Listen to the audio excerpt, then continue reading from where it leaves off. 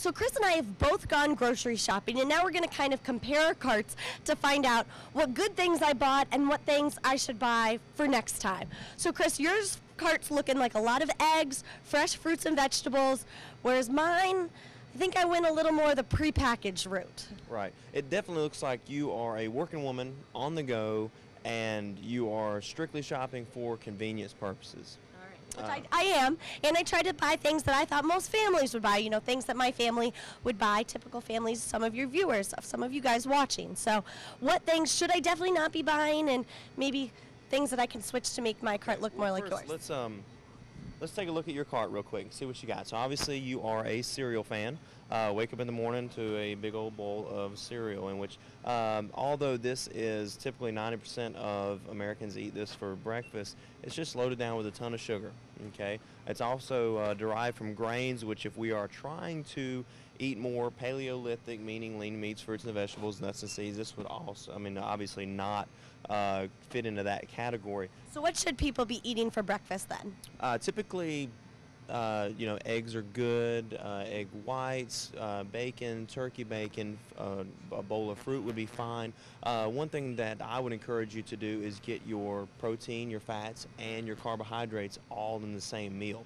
Not just not just eat a bowl of fruit, because that's just carbohydrates, and not just eat just bacon. I mean, you obviously want to get all the macronutrients that you can in one meal. And kind of moving forward, the juice, which this particular brand is not real orange juice, it's just more like orange drink.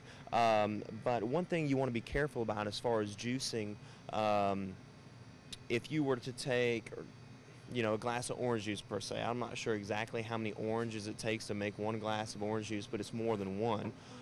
So you're obviously getting in, let's say it takes 3. So you're getting in the sugar content that comes in 3 oranges in one glass of juice. So like if you're big into juicing and you like carrots, or different vegetables in your juice, imagine how many carrots you have to grind up just to make a glass of carrot juice.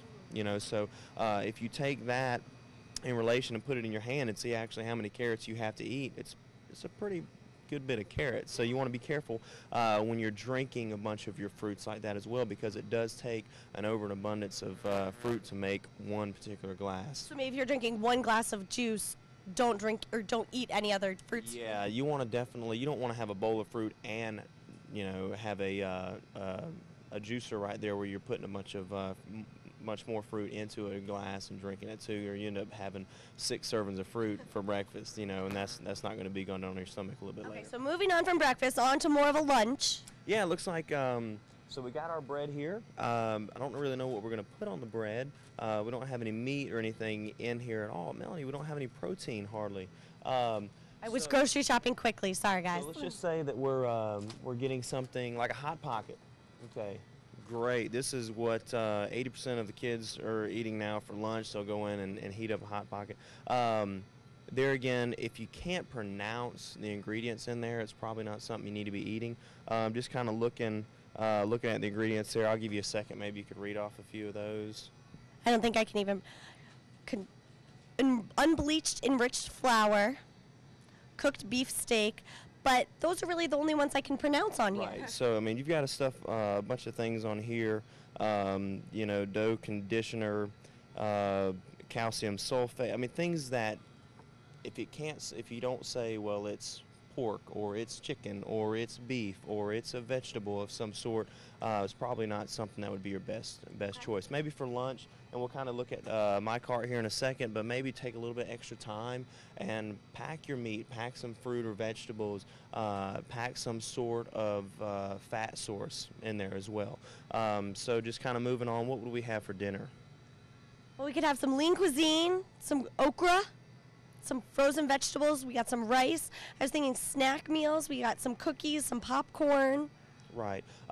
Yeah, so just something along the same lines. I mean, I'm sure if we looked at lean cuisine, although it says cheddar potatoes and broccoli, there's things in there that obviously we have to have preservatives to keep that stuff fresh for a long duration of time. So it's going to be things that your body doesn't necessarily need to take in.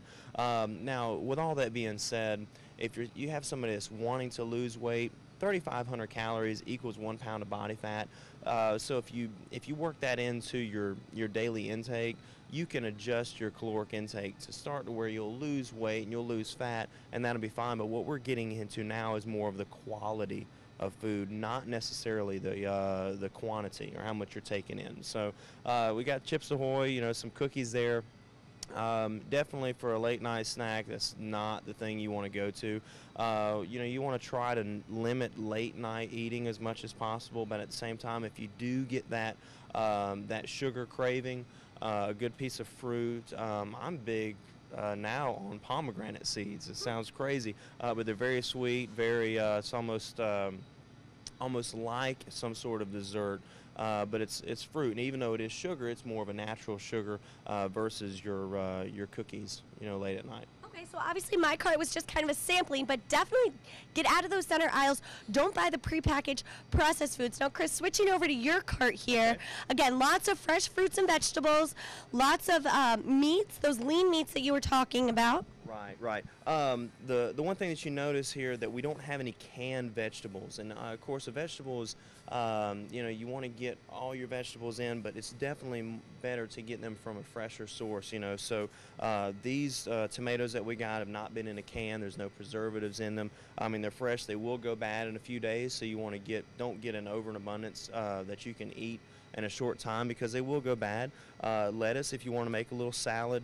We've got some peppers here to spice things up, some onions, some plums. Now this is typically what I would reach for as my dessert or my snack or something like that, or maybe like after a meal, you know, a good plum would tide me over just as well as some cookies or things like that.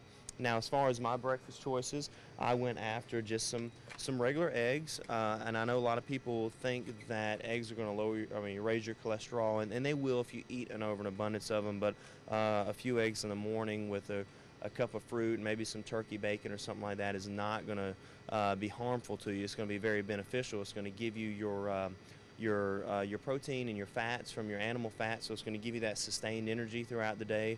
Your fruit will provide a great source of carbohydrates to get your day going as well.